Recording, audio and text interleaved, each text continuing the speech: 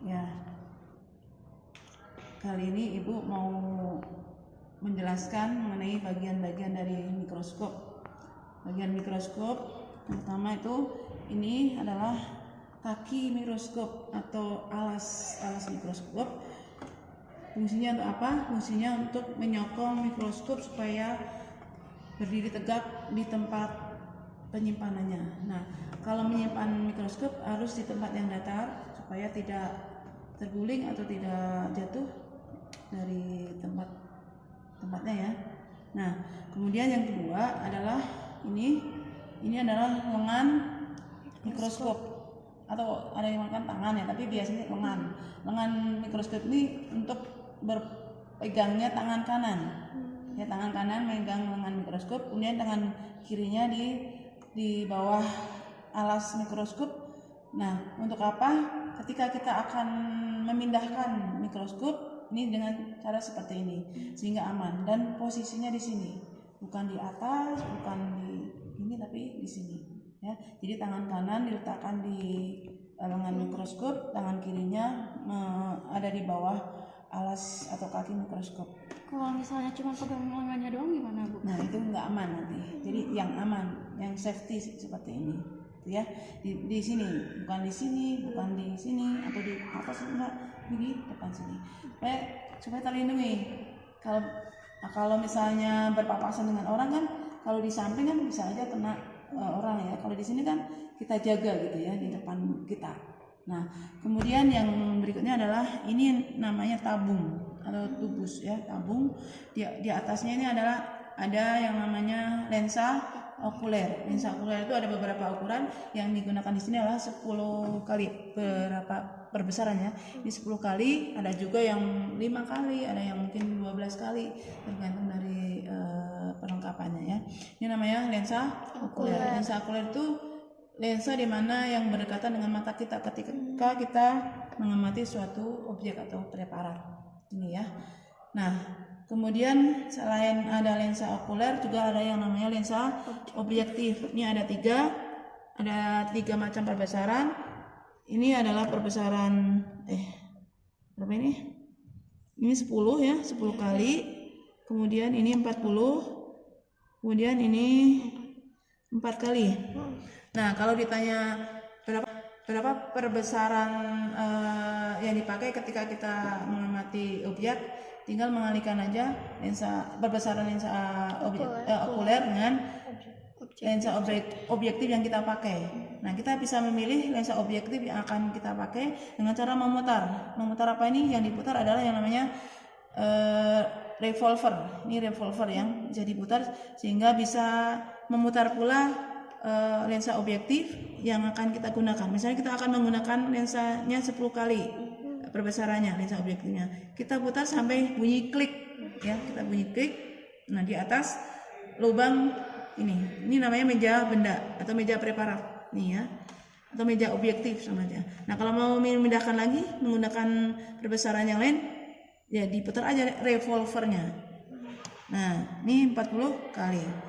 Jadi kalau disuruh menghitung berapa perbesarannya ya 10 kali 40 kali. Yang tadi 10 berarti 10 kali 10. Kalau lensa objektifnya 4 kali berarti tinggal mengalihkan 10 kali 4 gitu ya. Nah, setelah itu selain itu ini tadi kan sudah ya, ini adalah meja preparat atau meja objektif atau meja mikroskop. Ya, sama aja ya.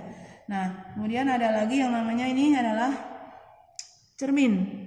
Ini cermin, ada cermin datar, ada cermin cekung. Tapi biasanya yang digunakan adalah cermin datar. Untuk apa gunanya? Untuk menangkap cahaya yang akan mengarah ke lensa objektif sampai ke lensa okuler.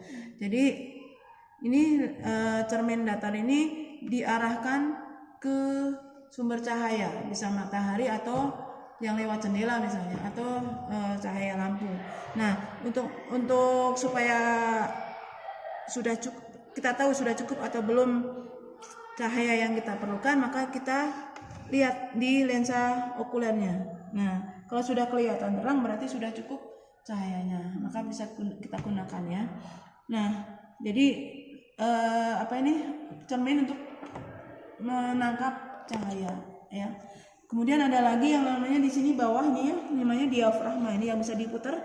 Ini kan ada beberapa lubang ya, kalau kalian lihat dari bawah. Lubang yang paling besar ini kalau digeser lubang lebih kecil lagi, ini paling besar ya.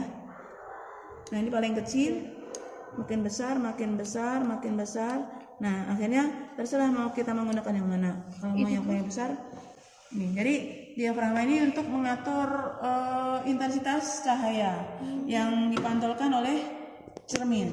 Jadi cermin tadi memantulkan cahaya yang diterima ke lubang diafragma, sehingga diafragma itu bisa menerima cahaya tersebut, dan lubangnya kan bermacam-macam ukuran sehingga bisa mengatur intensitas cahaya yang masuk gitu. Intensitas itu besar kecilnya gitu ya. Nah, setelah itu ini namanya penjepit. Penjepit untuk apa? Untuk menjepit preparat yang akan kita gunakan. Nah, misalnya ini ya, ini contohnya aja ya. Ini preparat ya. Ini preparat awetan ya. Jadi awet kita letakkan di atas meja benda atau meja preparat. Objek yang kita amati tepat di atas lubangnya ya, dan tepat di bawah lensa objektif yang kita gunakan.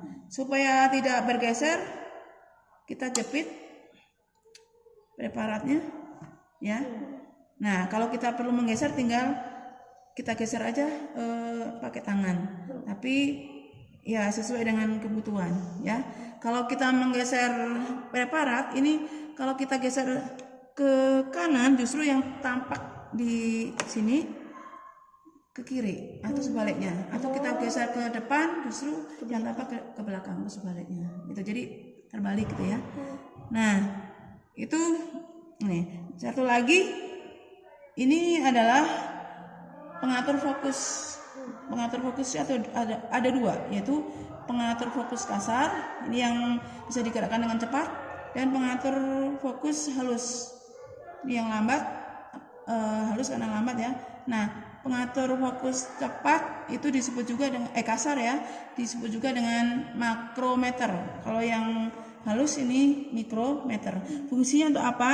Nah, ketika kita sudah meletakkan preparat di sini, kemudian kita atur fokusnya supaya lebih jelas objek yang kita amati sampai ke bawah. Kita menggunakan yang 4 kali aja ya, sampai ke bawah. Tapi ingat, jangan sampai menekan kacanya, nanti bisa pecah. Jadi kita ke bawahin sambil kita lihat ke bawah ini kacanya. Nah, kalau sudah di bawah lensa objektif yang kita pakai dan di atas lubangnya, nah kita tinggal memfokuskan bayangan benda yang ada di preparat tersebut sampai kelihatan. Nah, jadi kalau mengamati jangan ada yang di depan mikroskop karena menghalangi cahaya yang masuk. Nah, ini sudah jelas ya, artinya sini sudah cukup pengaturan fokusnya.